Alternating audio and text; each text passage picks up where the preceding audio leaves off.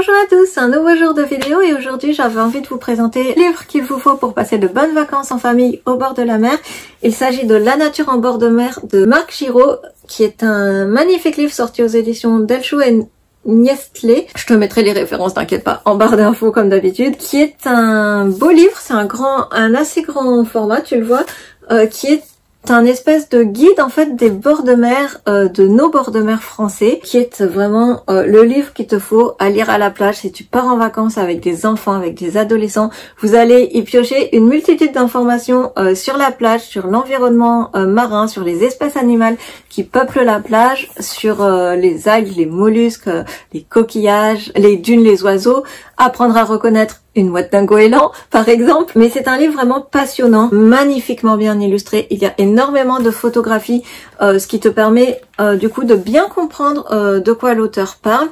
Comme tu vois, ce n'est pas de grands pavés de texte, ça va plus être un guide illustré, un manuel illustré de photos avec des petites légendes, avec des petits paragraphes qui vont te parler tour à tour, comme je te le disais, aussi bien des oiseaux que des coquillages, que des algues ou des fleurs qu'on trouve en bord de mer. Comme je te disais aussi, c'est un livre qui parle de la mer française, donc c'est un livre qui va parler aussi bien de la mer du Nord que de l'Atlantique pour finir par notre Méditerranée. Du coup, je trouve ça passionnant quand tu es en vacances, en famille ou avec des amis, d'être capable quand tu te promènes d'identifier les fleurs qui poussent sur les dunes ou les coquillages que tu rencontres. Alors évidemment, c'est pas un précis ni de botanique, ni de poissons, ni de faune ou ni de flore, mais ça va te donner des informations sur les principales espèces que tu peux rencontrer, sur comment s'organisent et s'articulent leur vie sur le littoral. Donc c'est vraiment un livre fascinant pour s'émerveiller aussi. C'est un livre accessible à toute la famille. C'est pas un livre de biologie ou de botanique, donc tu n'as pas besoin d'avoir tout un vocabulaire étendu dans ces domaines-là. Tu n'as pas besoin d'avoir fait 15 ans d'études pour comprendre ce livre. C'est un français vraiment familial, accessible à tous. Si tu es adolescent, tu peux le lire sans problème seul.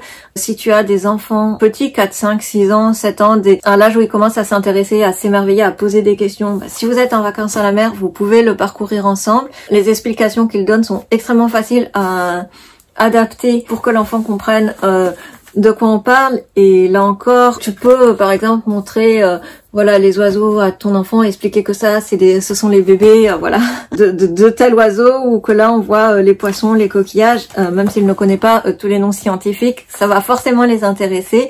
Et surtout le plus chouette à faire, c'est d'emmener le livre avec soi sur la plage et de directement s'amuser à reconnaître toutes les espèces qu'on a vues dans le livre, partir à la chasse aux coquillages, observer les coquillages qu'on a vus dans le livre et s'amuser à retrouver quel et quel coquillage par rapport à celui du livre, ou quelle plante, quelle fleur est en train de pousser là sur cette dune. C'est je pense une bonne façon de découvrir la mer. Pourquoi je te conseille ce livre? Parce que j'ai été aussi un peu impressionnée et choquée quand je suis arrivée dans cette nouvelle région. Moi, j'avais gardé mon âme d'enfance et je suis fondamentalement passionnée par la mer, mais j'ai été presque choquée, vraiment surprise de voir qu'il y avait des gens qui habitaient là depuis 15-20 ans ou qui avaient grandi, et certaines personnes qui ne connaissaient absolument rien de l'environnement dans lequel ils vivent, alors que c'est un environnement extrêmement riche, extrêmement passionnant, un environnement où on ne cesse de s'émerveiller de la symbiose en fait qui existe entre les différentes espèces qui peuplent le littoral, et que je pense que c'est fondamentalement la première chose à faire si on veut prendre soin de la planète et si on veut s'éveiller à l'écologie, c'est déjà comprendre le milieu dans lequel on vit et comment vivent et interagissent ces espèces.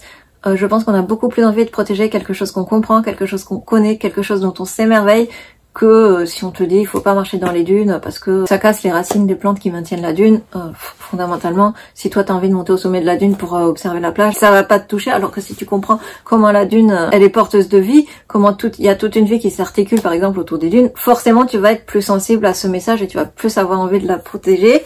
Il y a aussi tout un petit chapitre en fin de livre sur l'écologie et sur les actions écologiques que tu peux mener en bord de mer, que tu peux adopter tout au long de l'année aussi, bien évidemment. Il y a vraiment une réflexion intéressante et intelligente dans ce livre, et comme je te dis, c'est un livre qui est accessible à toute la famille.